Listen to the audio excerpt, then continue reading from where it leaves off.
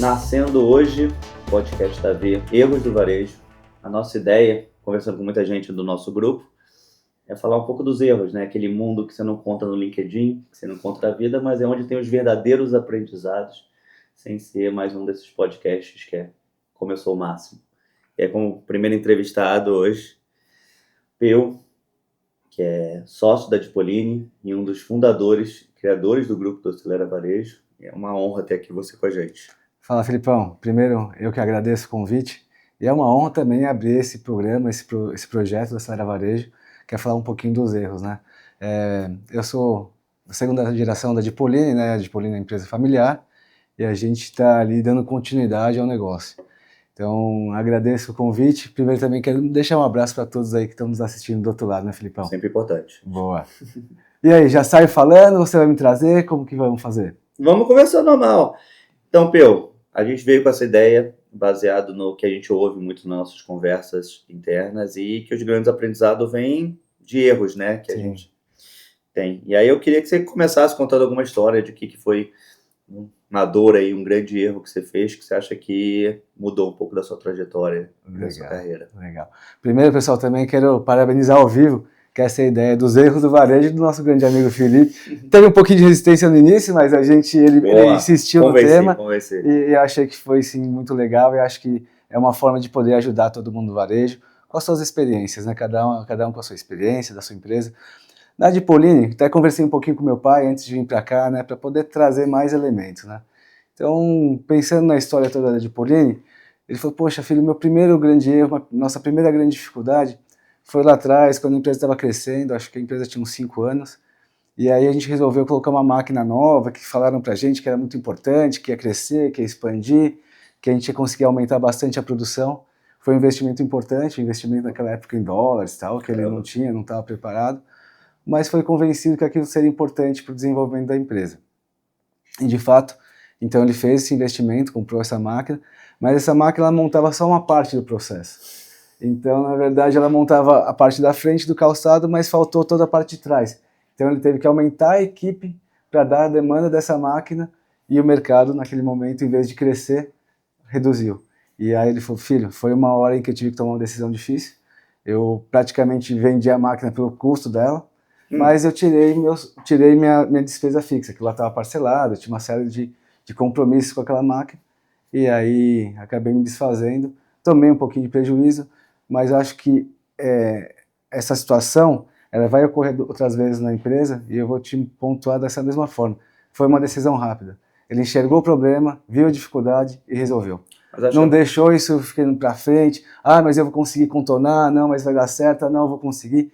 Ele viu o problema, tentou uma solução, viu que não ia conseguir, então a solução foi realmente desfazer ou tomar o prejuízo menor que seja, mas resolver o problema. E esse é um ponto muito importante, que às vezes quando você está crescendo muito, e a gente vê muita empresa quebrar por excesso de crescimento e excesso de expectativa que ter, e aí você começar a ouvir todo mundo e achar que o que você fez no passado de crescimento vai continuar eternamente, né? E aí você toma decisões de investimento de risco que podem e acontecem muito de falir empresa. E essa decisão de desistir rápido é rara. Normalmente as pessoas ficam segurando um tempo, porque custo fixo é uma coisa que normalmente você guarda e não quer desistir.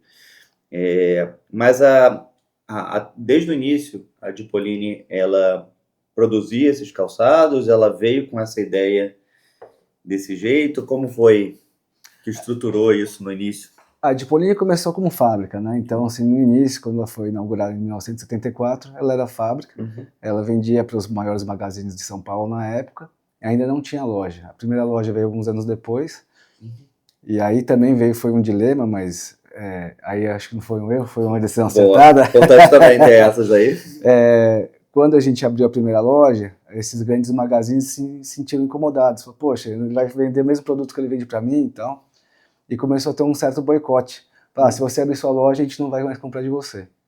E aí foi uma decisão que foi tomada na época, e hoje eu acho que essa é assertiva, em optar em fazer a expansão das nossas lojas. E aí quem não quis comprar mais por conta da gente ter o varejo também não comprou. Algumas mantiveram, outras não. Então, por exemplo, o Mapping deixou de comprar na época. O Mapping era uma superpotência. Então fez uma diferença, mas a gente achou que era o caminho certo a ser tomado e esse deu certo. Não, mas isso é engraçado porque essa decisão que foi tomada, eu acho que foi a decisão mais complicada do varejo por muita gente que tentou abrir loja. Sim. Quem já vendia de fábrica, quem já vendia de modo indireto e tentou mudar para o direto, essa é uma decisão complicada que todo mundo teve que passar. Algumas pessoas conseguiram fazer bem, se deram sorte. Não somente sorte, mas execução, e outras pessoas acabaram ou segurando, porque estavam com medo de perder o dinheiro garantido, e aí acabou não dando certo. O próprio Mapping, que era gigante, é verdade. não deu muito certo. Normalmente as empresas erram em várias frentes, né? Como pessoa, investimento, timing. Às vezes a ideia é correta e o timing errado. Você tem algum projeto, algum erro seu que você queria dividir que envolva algum desses pontos? Tenho dois. Eu tenho dois projetos que eu continuo. Se você me falasse hoje como que eu enxergo esses dois projetos, acho ainda que eles são vitoriosos, acho que eles são bons projetos, acredito neles, mas no momento, realmente, por questão de timing, acabaram que não ocorreram do jeito que a gente gostaria. O primeiro foi, a gente acabou abrindo uma loja nos Estados Unidos, em New Jersey, em 2008 para 2009. Na verdade, a gente fez a contratação do espaço em 2008 e a loja ficou pronta em 2009. E nesse mesmo processo teve o boom lá, a quebradeira toda dos Estados Unidos. E aí a gente acabou, a loja não teve o resultado que a gente esperava. E mais uma vez, por isso que eu te falei, você vai ver que nos nossos erros da Dipoline vai ser redundante essa questão da decisão, da rápida decisão em não continuar com prejuízo, né? Então a loja, por exemplo, de Nova York, era uma loja que a gente gostava, que assim, o produto tinha aceitação, só que o mercado não estava, né, forte. As pessoas, para você ter uma ideia do quanto foi a crise, quem não viveu não tem uma noção do quanto foi importante, quanto foi pesado. As pessoas iam para o shopping para pegar o ar-condicionado do shopping, porque eles não queriam gastar dinheiro com a calefação ou com a energia da casa. Então, sabe, assim, de fato, você via nas propagandas, né, você via o pessoal comprando comida enlatada, assim, tipo, realmente, principalmente para um americano, aquilo foi coisa de outro mundo, sabe? Em 2007 a gente não conseguia prever isso, não fez planejamento. E aí a gente abriu a loja em 2009, a gente ficou com ela por 1 ano e meio, e aí também uma outra lição desse projeto dos Estados Unidos foi que a gente acreditou, claro, primeiro na performance da loja como um todo, mas a gente sempre, principalmente aqui no Brasil, as datas comemorativas sempre têm um peso muito relevante no nosso negócio como um todo. Às vezes você vai lá no mês a mês, empata, ganha um pouquinho, mas você sabe que quando chegar as datas principais, você vai ter uma sobra e isso vai te dar um conforto, vai equalizar seu ano, né? Então, nessa expectativa, por exemplo, nos Estados Unidos, talvez até por uma questão cultural, o Dia dos Pais lá não teve relevância nenhuma. O próprio Natal, muito pequeno. Então parecia que tinha muito mais, assim, a gente via as pessoas comprando um pouco mais pro Dia das Mães, muito pouco pro Dia dos Pais e também muito pouco pro Natal. E aonde eles compravam? No Thanksgiving, na Black Friday. Diferente daqui, eles têm muitos feriados, e por exemplo, tinha um feriado lá que é o President's Day. E cara, eu chegava perto desses feriados e o pessoal comprava. E eles iam lá comprar o produto para poder passar o feriado alinhado, assim, sabe? Sim. E é uma dinâmica muito diferente do que a gente tem aqui no Brasil. Então isso para mim, por exemplo, foi um aprendizado. Se eu fosse voltar para os Estados Unidos hoje, eu iria primeiro começar com um negócio menor, aprender essa cultura, ganhar essa inteligência para depois fazer uma expansão. Então esse foi um projeto que a gente acabou indo e não deu certo por conta de time. A gente tinha um custo ali de $20 mil da locação. E a loja não estava performando, pagava $20 mil, a loja vendia 40, 50 mil dólares, o resultado estava negativo. A gente teve uma... 40, 50 mil dólares não é tão pouco, né, se você analisar. 50 mil dólares, mas você pagando 20, mais o produto, mais a mão de obra, o resultado operacional era negativo, né? E aí você fazia isso durante algum tempo, e de contrapartida o Brasil estava bombando. Sim. Naquela época que a gente estava crescendo 10%, 15% mês a mês. Então, assim, não fazia sentido manter um investimento onde estava dando prejuízo de deixar de investir onde estava tendo resultado positivo, né? Esse ponto da cultura é extremamente importante, né? A gente vê várias marcas globais vindo para o Brasil e não dando certo, né? Por causa que o que dá certo num lugar não necessariamente dá certo no outro, tem as questões culturais. Então, tem que ter um conhecimento local, isso que você falou de começar menor, entender um pouco, mas é que nem o caso da máquina que você começou no início, né? Quando você está crescendo, quando você está animado, você não quer começar pequeno, você já já sei o suficiente para começar com um investimento maior. E normalmente, quando dá certo é lindo, sim, mas tem muitas vezes. Quando dá certo, você posta no LinkedIn. Não dá certo. Você vem aqui no podcast e fala pra gente. Em relação a pessoa, sucessão, tem algum outro caminho, alguma outra coisa que você acha que foi... E até em relação... A de Pauline é interessante, mas até em relação ao AV mesmo. Tem algum case, alguma coisa que você acha que nesse tempo? Se você me permite, Filipão, eu queria voltar em, como eu te falei, nessa outra do time, a gente teve duas questões que acho que também gostaria de compartilhar com a turma aí, né? Então, esse processo aí de Nova York foi ali 2008, 2009, 2010, e essa ideia de crescer para os Estados Unidos foi que a gente tinha uma fábrica, né, o calçado brasileiro é um calçado muito bem visto no mundo inteiro. A gente tem um potencial muito bom, nosso design é muito bom, matéria-prima. Então, em algum momento a gente ficava assim, poxa, a gente tem condições de fazer um produto tão bom, a gente tem condições de fazer tanto mais produtos e a gente se sentia limitado. Então, um dos caminhos para ter essa expansão foi pensar no mercado de fora, que acabou não dando certo, como eu te comentei. O segundo momento foi pensar na franquia. E aí é que é um projeto que um monte de gente faz, de calçados masculinos, poucas franquias, existem poucas franquias, então a gente via uma oportunidade de crescimento, mas chegou um momento que o mercado, em vez de subir, a gente se preparou, voltando no time, né? Preparamos tudo, aumentamos a fábrica, compramos um galpão do lado, compramos tudo de novo, as máquinas, e tal, pum, pá, vamos fazer 2.000 pares dia. De repente a gente entra no processo da época da Dilma, e que foi o pior momento da história do Brasil, né, em termos de resultado comercial. E aí, mais uma vez, a gente tinha tudo pronto e foi a decisão, vamos manter, vamos abrir a franquia ou vamos segurar esse projeto? E aí meu pai, muito sábio, falou, cara, está difícil para a gente tocar as lojas, que a gente tem experiência, a gente tem estrutura, tem know-how, tem tal. Está difícil para a gente, imagina para uma pessoa que está começando. Imagina essa pessoa que está começando a investir dinheiro da vida dela inteira no negócio e não ir para frente. E no final também a marca da Dipolini que está por trás. Então, assim, o não sucesso dela é o não sucesso nosso. Então a gente optou, apesar de toda a estrutura feita, optou por não dar seguimento no projeto de franquias naquele momento. Isso que você falou é muito interessante, essa questão de não somente timing da empresa, como timing do mundo. Sim. É a coisa que a gente sempre fala dos custos Brasis, assim, que você não consegue fazer um planejamento muito grande sobre o que vai acontecer ano que vem, ainda mais no Brasil, que o Brasil, até o passado muda, né? Então, tipo, e como isso é complicado no mundo de negócios, né? Que as pessoas falam, não, o empresário sempre ganha dinheiro, é só fazer que ganha dinheiro. E a gente sabe que no Brasil, 70% das empresas falem nos primeiros 3, 5 anos, franquias, não franquias e tudo mais, e só aparecem os cases de sucesso. É verdade. Aqui. Então, essa questão de timing. E você, nesses primeiros 2 erros, sofreu muito com... Toda a parte interna estava bem desenhada e bonitinha, mas o timing do mundo e as situações não estavam preparadas. Isso é mais difícil de prever. Sim. Mas ocorre com todo mundo. Sim, não ajudaram, mas aí volto a deixar aqui o ponto principal, é a tomada da decisão. Sim. É difícil você, poxa, imagina o investimento, imagina o quanto um sonho não era abrir uma loja em Nova York, né, ter lá o produto e o produto ter um feedback legal. Poucas pessoas compravam, mas compravam, elogiavam, voltavam, traziam feedback. Tanto é que quando a gente fechou a loja, um dos nossos colaboradores foi para a loja da frente e esse cara, pô, cadê a loja? Eu gostava tanto do produto, foi tão bom. Então isso é uma decisão difícil de se tomar, assim, sabe?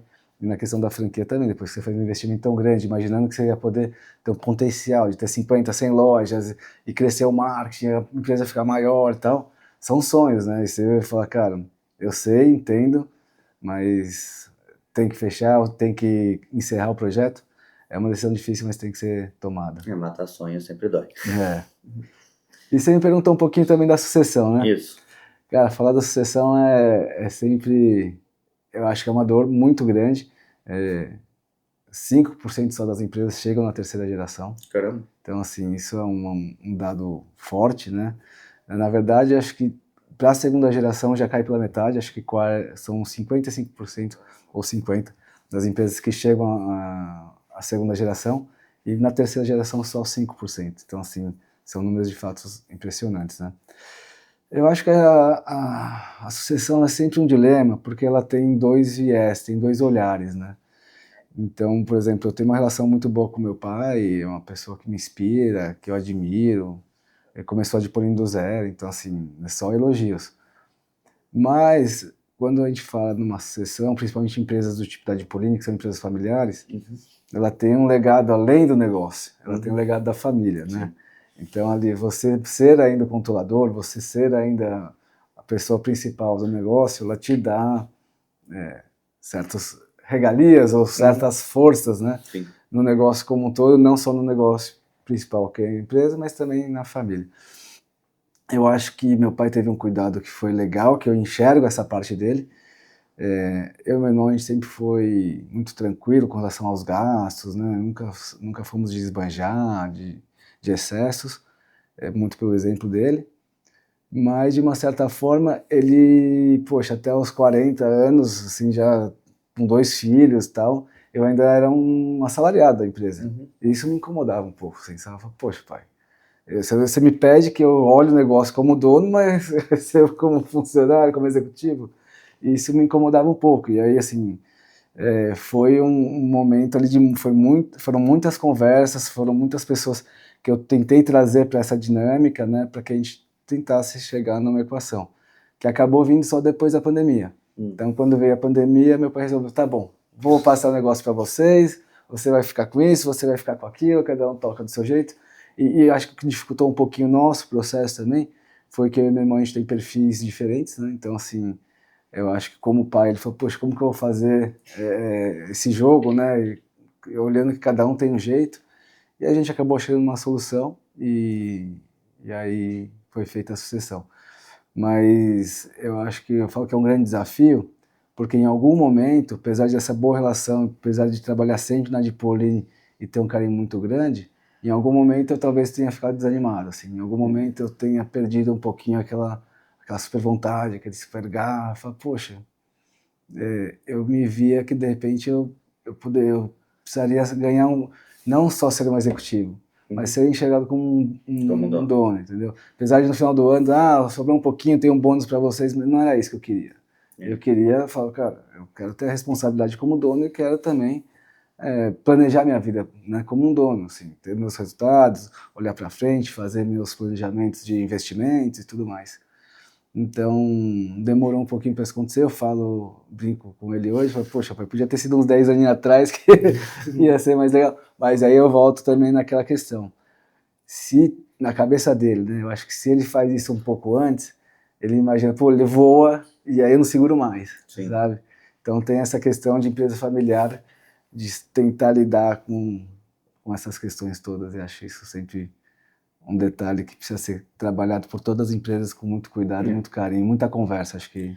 tem empresas que, na verdade, só deixam os filhos entrarem muito tempo depois, tem outras coisas de sucessão diferentes nisso. Uma coisa até que você fala, até em relação ao Acelera Varejo, a gente está aqui no podcast, que uma das maiores dores do varejo é que você basicamente trabalhou a sua vida inteira aqui, né? Então, todo o seu conhecimento, aprendizado tem um ganho muito grande de sentir na pele, conhecer tudo, mas tem um outro lado que você não conheceu, outras dores, né? Sempre foi de algum modo dono. Você acha que nessa questão de sucessão, se você tivesse, por exemplo, trabalhado em outros lugares no caminho, você acha que você seria um executivo diferente? O que que você pensa em relação a isso até para o futuro? Eu acho sim, se eu tivesse, até esse é um dos motivos da criação da Acelera Varejo, né? Poxa, o que será que o meu vizinho faz que possa melhorar meu negócio? O que será que eu faço que pode melhorar o negócio do meu vizinho, né? Eu acho que se eu tivesse trabalhado em outras companhias, provavelmente talvez no mercado financeiro, talvez numa agência de propaganda, coisas que tem mais minha cara, São bem distantes essas duas. São bem, mas eu gosto das duas. Eu acho que eu teria ganho outras competências, né? Então teria aí um preparo para outras áreas que talvez eu não tenha tanto hoje. Por outro lado, eu acho que tá na Dipolini desde sempre me faz ter um conhecimento do negócio muito profundo que também tem um valor ter o conhecimento que eu tenho da Dipolini não se ensina em nenhuma faculdade, sabe? Então, assim, por mais que eu tenha feito faculdade, MBA e tal, eu acho que mas acho que não dá muito falar assim, o que seria melhor, ter trabalhado fora ou ter ficado, entendeu? É decisão de vida. Mas no seu caso, eu acho até interessante que você, na verdade, abriu a Acelera Varejo, abriu outras empresas, o que te forçou a ter umas competências e ensinamentos fora da Dipolini, e estava muito claro na sua dor inicial, que eu queria aprender mais em relação ao que o vizinho faz, porque aqui eu acabo fazendo mais do mesmo. Né? Então, mas poucas pessoas teriam essa motivação, e claramente a sua foi. Tipo, talvez tenha coisas que eu sei que eu posso passar, e tem outras coisas que os outros fazem que eu não sei. Então eu quero aprender com outro. Então, de algum modo, indiretamente, você deu um jeito de não trocar. Trabalhando diretamente, mas trocando para receber, porque você percebeu de algum modo que o conhecimento só de uma só empresa ia fazer só ela, talvez, crescer no mesmo caminho, mas não mudar tanto. Sim. E para futuro, o que você acha que as suas mudanças vão preparar essa Dipolini para o futuro? Como você acredita que vai ser? Ainda mais se você já tem filho, grande campeão de judô. Como você vê isso? Com tudo que você aprendeu, e o que você faria diferente?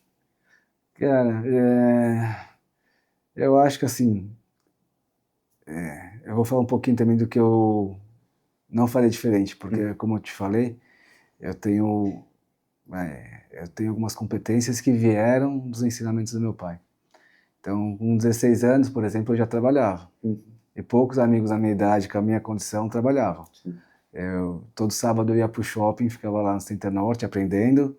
E meu pai foi muito inteligente, ele falou: pai, eu não sei nada, que eu vou fazer lá? Só fica lá. E eu ficava lá, obviamente, vendo as coisas acontecerem. E com o tempo fui aprendendo. Claro, também pediu que o gerente lá, os responsáveis pela loja, fossem me dando algumas orientações. Mas no começo, eu ia lá e só ficava lá. Então hoje, boa parte das técnicas de venda que eu sei e que eu sei discutir com a minha equipe, eu aprendi nesse momento. Boas partes da técnica de como lidar com a equipe, que eu sei, eu aprendi nesse momento. Então, assim, tem uma parte que ele me ensinou desde cedo para a loja, e isso eu estou tentando trazer para os meus filhos. Então, sempre que eles podem, eu falo: pô, filho, vai lá, vamos passar um dia comigo, vamos trabalhar, pega um fim de semana, que é um dia que tem mais movimento. Então, e aí é legal que você também vê um pouquinho da característica dos dois. No meu caso, tem 2 filhos, e vai voltar um pouquinho na mesma questão que meu pai teve. Por exemplo, eu tenho o Dudu, que já é um menino super mais comunicativo, super mais expansivo. Eu falo: filho, na primeira vez que ele foi, filho, vai lá, vende cafezinho, que a brincadeira é ele pegar o cafezinho na máquina e oferecer para os clientes. Eu falava: filho, vai lá, vende cafezinho. E aí ele ia lá todo, e vendia o cafezinho. Eu falava pro outro: Lipe, leva o cafezinho. Ah, não, pai, eu tenho vergonha, não. Manda o Dudu. Por outro lado, o Lipe é um menino muito mais centrado. Eu acho que talvez ele tenha uma condição melhor para a parte de back-office, para a parte financeira, na parte de organização. O Dudu já é aquele mais festa, tal, menos organização. Sim. E mais comunicação. E o Lipe já é o contrário, menos comunicação e mais organização. Então, acho que eles podem se juntar aí e montar um bom time. E assim, eu acho que quanto mais eu colocar eles dentro do negócio, entender o negócio, eles vão crescer tendo mais conhecimento, entendendo as responsabilidades, né, e as oportunidades que ele tem se eles quiserem continuar a Dipolini. Então, acho que isso é um ponto importante. Eles vão fazer faculdade, que é muito bom, eles vão fazer provavelmente MBA e tal, como assim eu fiz, mas eu acho que o dia a dia eu falo para muitas pessoas, né, fiz um colégio bom, né, mas assim não foi o melhor de São Paulo. Fiz uma faculdade boa, não foi a melhor de São Paulo. Fiz um MBA na GV, que é uma boa instituição, mas nenhuma dessas três instituições foi algo que me mudou, assim, qual é o seu principal ponto, qual é a sua principal característica? Não foi nessas 3 instituições que eu aprendi, acho que foi na vida mesmo, sabe? Foi estando aí nos ambientes, ouvindo pessoas, acho que um pouquinho de educação. Então, eu acho que se eu for olhar para mim e falar quais são minhas principais valências, eu acho que eu sou uma pessoa que consigo passar uma boa transparência, uma boa credibilidade, isso me ajuda a fazer negócios. E eu sou um cara comunicativo e as pessoas conseguem enxergar que eu tento sempre olhar para os dois lados e fazer e ajudar, né? Tanto o lado da empresa, como o lado da pessoa, como o lado de uma parceria. Então, acho que essas são as grandes valências que me trouxeram até aqui e é o que eu quero tentar passar para os meus filhos. Para que eles possam levar isso para o futuro também. Importantíssimo. Saindo do lado profissional e pro lado pessoal, assim, tem alguma coisa na sua vida pessoal, assim, que você, se for erro melhor, né, porque esse é o tema, mas alguma coisa que você acha que você teria mudado na sua vida em relação a tudo, que você acha que você fez errado em relação à escolha de educação, escolha de viagem, escolha de pessoas, alguma coisa que você teria mudado em você? Essa não estava no roteiro, hein, Felipe? Não estava no roteiro, pensei agora. É assim, ao vivo, aqui é... Cara, na minha vida pessoal, algo que eu teria mudado... Cara, pra te falar a verdade, eu me sinto realizado com o meu processo, com a minha vida, tanto pessoal quanto profissional, com a minha família. Eu não saberia te dizer se tem algo. Claro que provavelmente tem, com certeza, muitos erros, mas acho que não tive nenhum erro assim, que foi realmente marcante, que foi uma dor muito grande, que eu voltasse atrás e falasse, poxa, isso me arrependo muito. Eu sempre também fui uma pessoa muito, até voltando um pouquinho no passo anterior, muito cuidadosa. Acho que essa questão de eu conseguir passar essa transparência, essa segurança para as relações, né? É porque eu sempre fui um cara muito contido, sabe? Então, as pessoas mais contidas erram menos, se expõem menos também, né? Menos.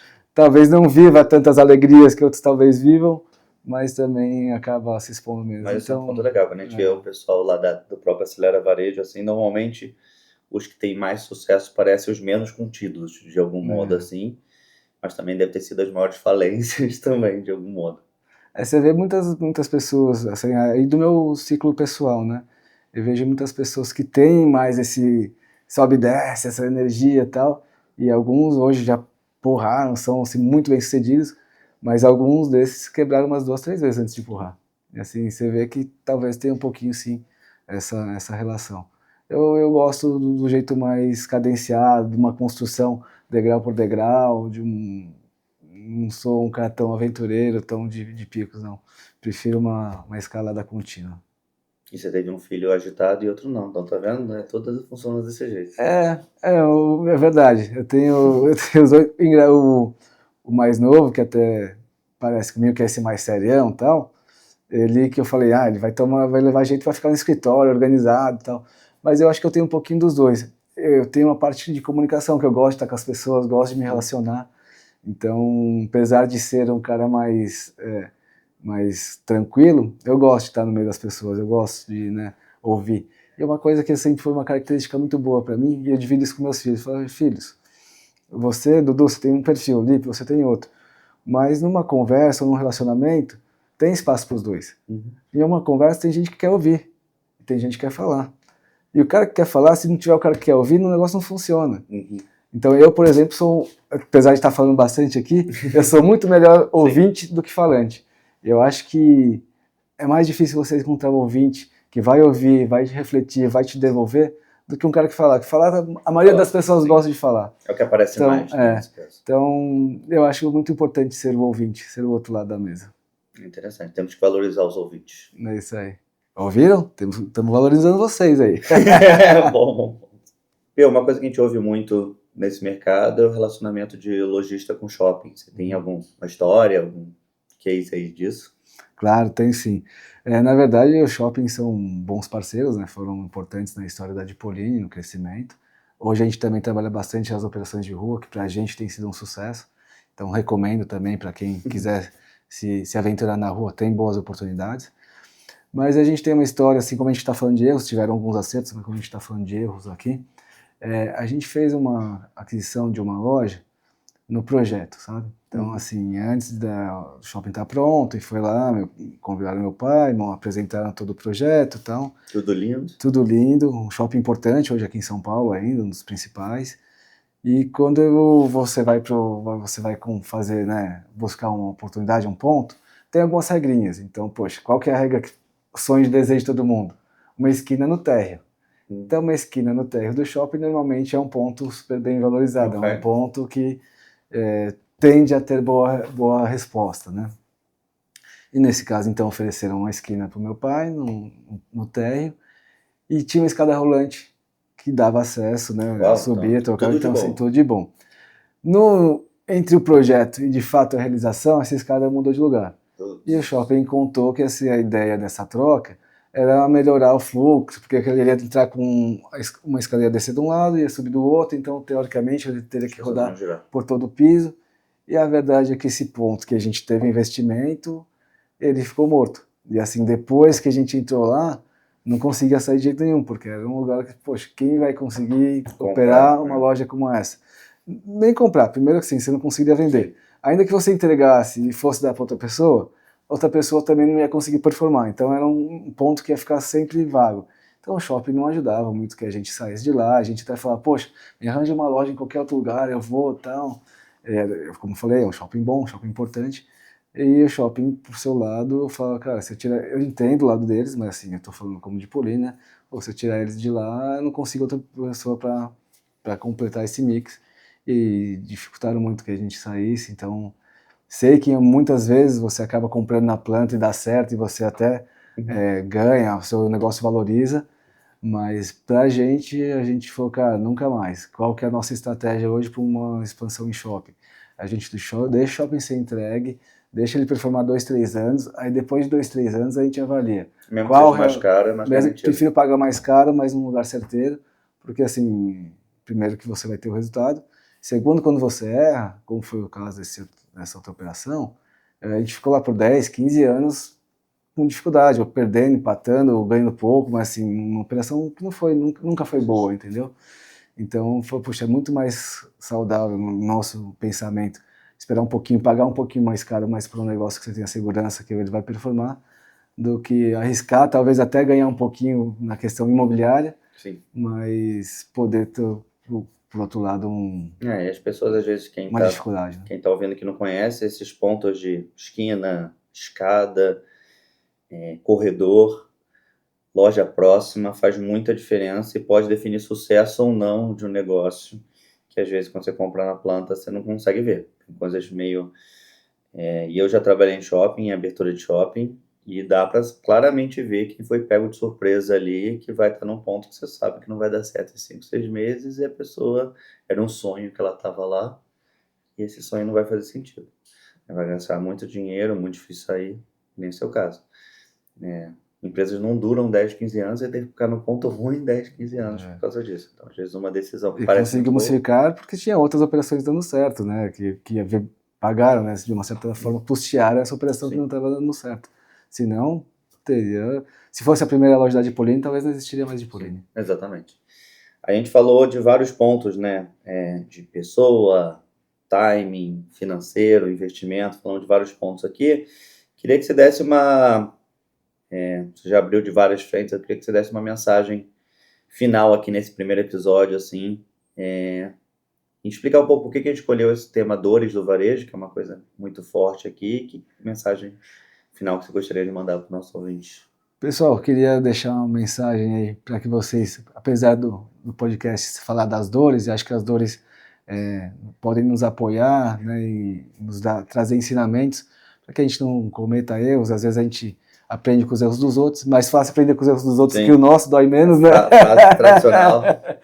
Então, acho que se eu puder contribuir com vocês, se vocês estão nos assistindo aí, puderem ter uma solução ou desviarem aí de percalços, vou ficar feliz, vou me sentir bem de estar aqui podendo contribuir com vocês, com o varejo como um todo, com os nossos amigos da Acelera Varejo.